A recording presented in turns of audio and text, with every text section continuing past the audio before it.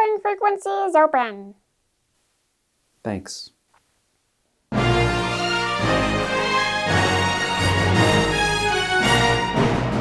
want to welcome you to this video tour. As you can see, we have with us here a screen-used Dr. Crusher uniform from Season 1. I wish she was my mom. Really? I don't. I mean, I like her fine, But then I could be on a starship. she doesn't have to be your mom for you to be able to do that. Oh yeah. It'd still be cool though. Then Wesley would be my brother. Oh, never mind. Yeah. So tell us about this jumpsuit, Alec. Well, two quick things before we get started. First, I want to thank the owner of this costume, Angelo Cafaldi, for letting us examine it and make this video for you. Los Angeles. Hmm? You know, the city of Angelos. Mm-hmm. I also want to thank my coffee supporters. And number two... Number B. What? For the people using the metric system. If you want to learn more about the TNG jumpsuits, I've written an actual costume analysis, which you can read on my blog, www.StarTrekCostumeGuide.com. And finally, I have a little gift for you at the end of the video. Alec? Yeah? That was actually 3 things. Yeah, I guess it was. Have you had your coffee today? I don't drink coffee. Well, there's your problem. Okay.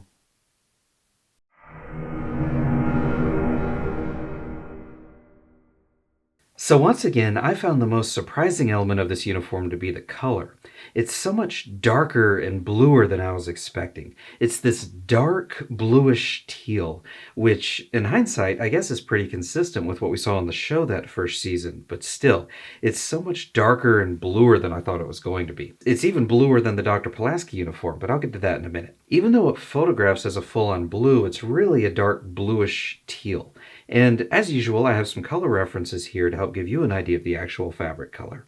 First up is a paint chip. It's a Valspar, number 4011/5, Newport Gray.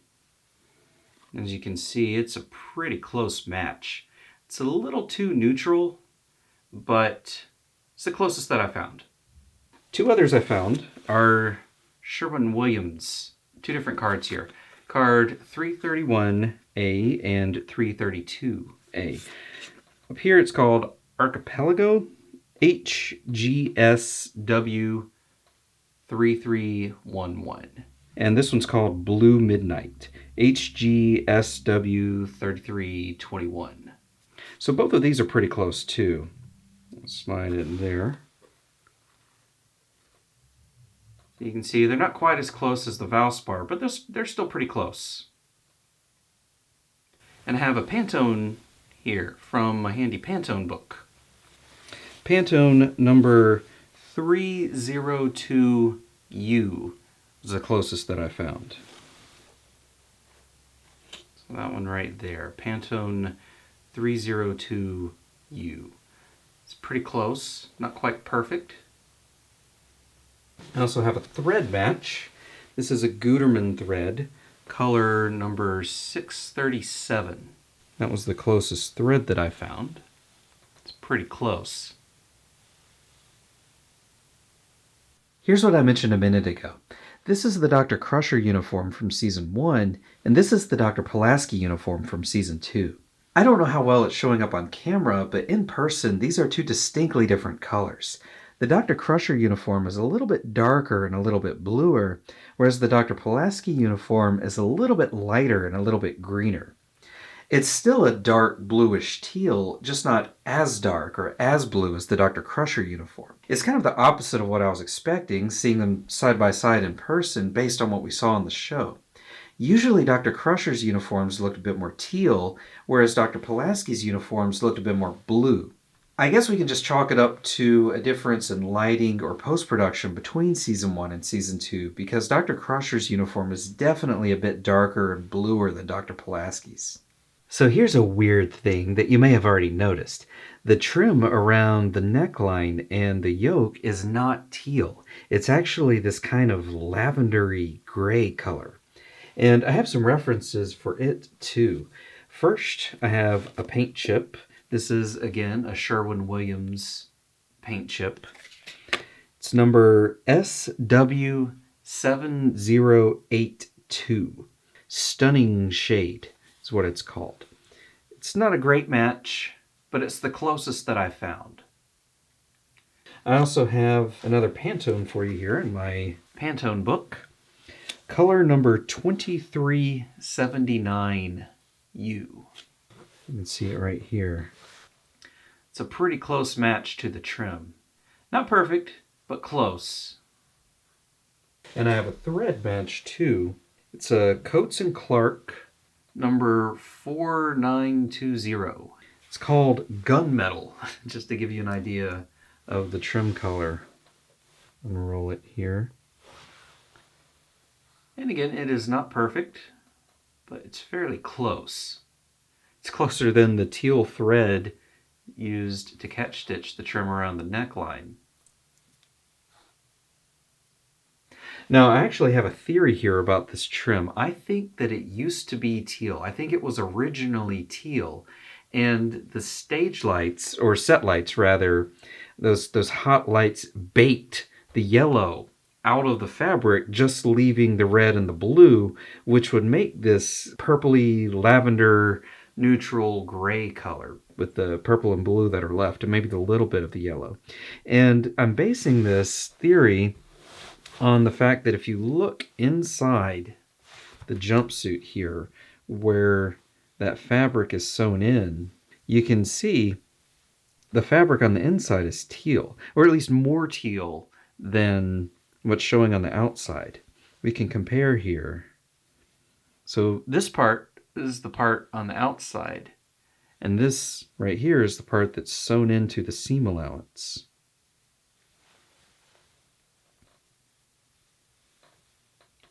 You can see this part right here that was protected, sandwiched between the two layers of black, actually has some yellow left in it. It's more of a teal color.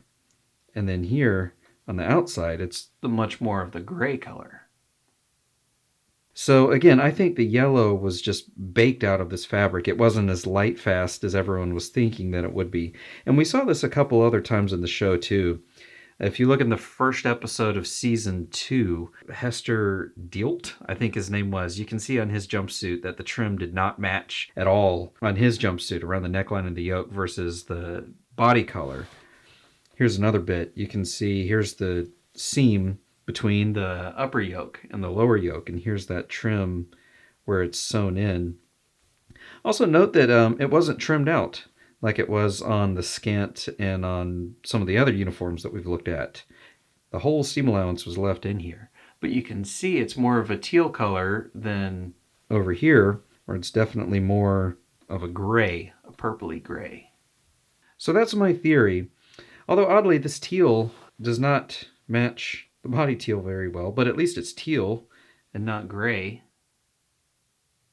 It looks like the trim seldom, if ever, matched on those early TNG uniforms from the neckline and the yoke to the body, but it's usually closer than this, at least. It's not like the full disconnect from teal to gray, but I wanted to mention that because I thought it was interesting.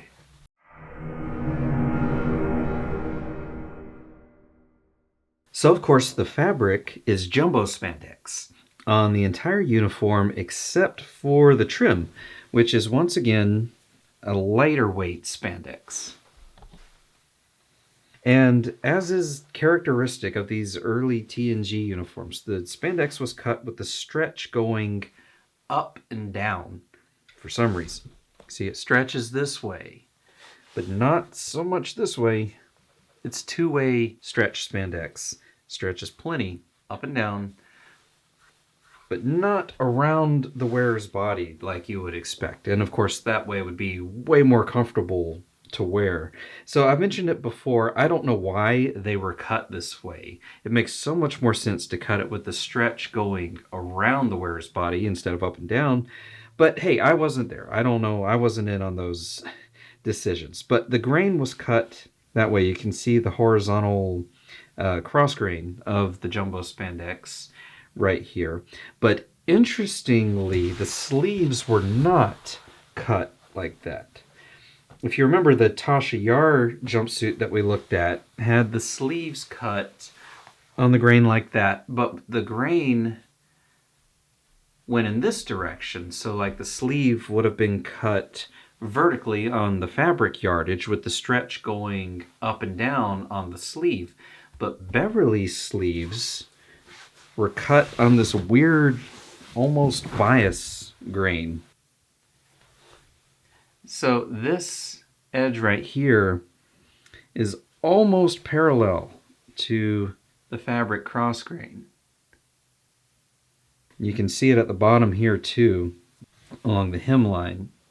You can see this piece was cut with the grain like that, and this piece was cut with the grain going in that direction. Both the front and the back sleeves were cut on this weird diagonal. I don't know why that was done, but I remember seeing it in the show once or twice too. There was a close-up, and I saw someone's sleeve was on the diagonal, and I remember thinking it was weird, and I just wrote it off as kind of an anomaly. Like, I don't know, maybe they just ran out of fabric yardage and had to cut it crooked or something, but there's enough evidence now to suggest that this was a thing. I don't know how prevalent it was that the sleeves were cut on this diagonal. It makes more sense in context to cut it in the same direction as the jumpsuit body. But there it is.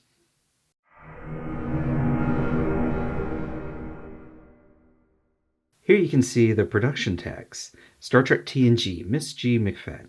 I don't know what the 212 means. I'm guessing it's something that the costume or wardrobe department used, maybe like an article number or something like that. And over here, number 38, which I would assume is the chest size or the bust for the ladies. But I measured this uniform and the chest was just shy of 36 inches. So I don't know if it was taken in after the label was added, or if you remember, this was the case with the Tasha Yar jumpsuit too, where her uniform was actually a little bit smaller than this number up here. So it's possible that these uniforms were made with a little bit of negative ease, which I explained in the Tasha Yar video. Wearing ease is when you make a garment a little bit bigger than your actual body so it's comfortable and you can move around in it. A garment that's your exact measurements has no wearing ease because it's skin tight. And we know that these jumpsuits were so tight. And you can sometimes even have negative ease, which is where a garment is cut smaller than your body and then it stretches out around your body. You see it sometimes with costumes and maybe like figure skaters or dancers or something like a superhero costume. I don't know, like Spider-Man or Superman or something. I've never made one, but those kinds of things stretch tight around your body and they're actually cut a little bit smaller. And with these being spandex, you think that might be the case, but the stretch does not go around the wearer's body. It goes up and down. So if they had to cram into these things that were actually a little bit smaller than their measurements, then it's no wonder they were miserable and hated these things. Even something with not enough wearing ease feels too tight. Something smaller, like physically, literally smaller than you are, would just be a nightmare to wear, especially for those long filming days. So I don't know if that's supposed to indicate the chest or bust measurement or not, but if it is, then they must have really hated being in these things. Goodness. So I don't know what's up with that.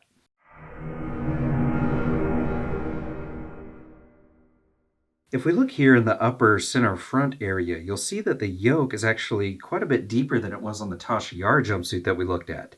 And if you've read my costume analysis, you know that these early TNG jumpsuit yokes varied wildly in their dimensions and proportions.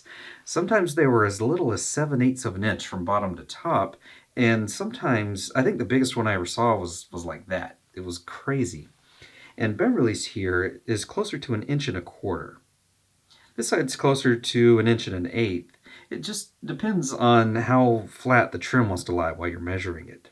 And using these proportions, I was able to determine that this is the specific jumpsuit she was wearing in the episode The Battle, which was kind of about the first third of the season. So this is a pretty early uniform.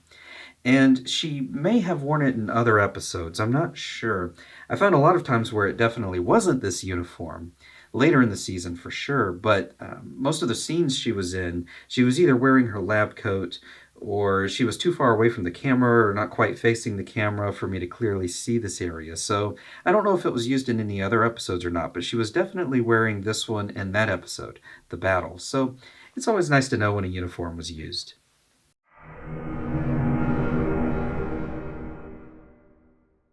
Down here at the bottom of the pant legs, you can see the trim was done the same way as it was on the Tasha Yar jumpsuit we looked at.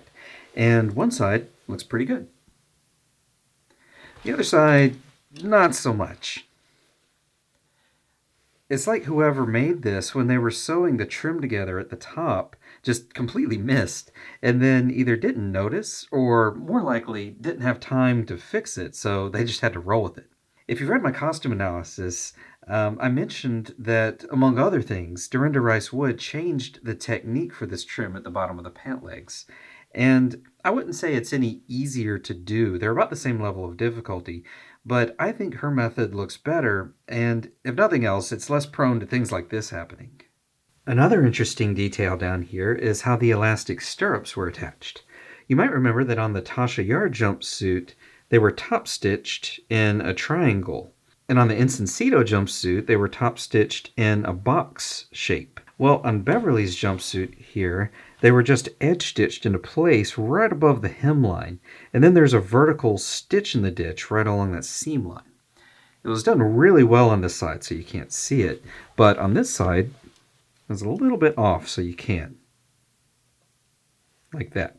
And if we look inside, you can see that vertical stitch in the ditch, catching the elastic. So I don't know if there was ever a standard way or a standard method for doing this, or if it was just up to whatever individual was doing it on the day. But they all work. There are some interesting details on the inside of the jumpsuit too. Here at the top of the zipper, you can see the excess zipper tape was turned under, kind of like we've seen before on some of the other uniforms, but here it was tacked into place by hand, whereas on the other uniforms it was usually secured with some quick machine stitching. Over here, there's this black woven fabric that was actually sewn into the neckline and yoke seams on the upper right front area, presumably to help stabilize and reinforce the area where the rank pips went. With those pinbacks, they would actually poke through the fabric, and I guess this fabric interfacing right here helped reinforce or stabilize the area, or maybe hide the bars on the back of the rank pips, help smooth the area over. You might remember that on Tasha Yar's jumpsuit, this area was reinforced too, but it was with a fusible interfacing. Here, Beverly's jumpsuit was with this black woven fabric. And this is the first early TNG uniform that I've seen that did not have 3/8 inch seam allowance around the neckline. It was actually half-inch seam allowance. Actually, pretty much all of the seam allowances on this jumpsuit were half an inch, except for the front was bigger, of course, and some of the other seam allowances kind of wobbled a little bit, but I think they were intended to be half an inch. Normally on these, what we see is 3/8 inch seam allowance around the neckline and the yoke piping here, half-inch seam allowance pretty much everywhere else, bigger seam allowance along the front, but 5/8 inch seam allowance along the side seams and inseams. But here on Dr. Crusher's jumpsuit, pretty much all of the seam allowances are half-inch except for the front. We can also see the bust darts were slashed and pressed open except for the very tip, and they were actually sewn into the side front seams open on both sides, unlike some of the other uniforms we looked at. There's also this fusible interfacing in this area right here, which would help you get a better result when sewing this corner shape. Of course, it's long since come detached because it's been decades, but at the time, with this being spandex, it would help stabilize the area for when you go to sew the corner and you have to pivot your stitching and then press the seam allowances afterward. You can see the same thing here on the back, too. And finally, both the pant legs and the sleeves were hemmed with proper hem allowance. Unlike the Tasha Yar and Encino jumpsuits, the Dr. Crusher jumpsuit did not have any hem facings on the pant legs or the sleeves. So, Alec, Yeah? when you said I got off work at 2 o'clock, did you really mean 3 o'clock? You're still on that? Would you rather have 2 tacos for lunch? or 3 tacos? Anyway, as promised, I have a gift for you. I patterned this uniform using a technique that I learned in this book, 101 Sewing Secrets, that they call the rub-off technique. No comment. And I'm putting the pattern that I extrapolated from this uniform up on my blog where you can download it for free. That's a good deal. Yep. Now, these are large format engineering prints, so unless you have a large format printer, you'll probably want to go to your local copy and print shop and have them print it for you. Or if you don't mind some tiling and taping, you can print it yourself using the poster function in Adobe Reader. Okay. Anyway, if you enjoyed this video, if you found it interesting or helpful and would like to see more like it, please support my costume research on Ko-fi. Thanks for watching, and subscribe to my channel for more costuming videos and sewing tutorials. Alec, I have one more question. Yeah? Were there 2 rings for the Elven Kings under the sky, or were there 3?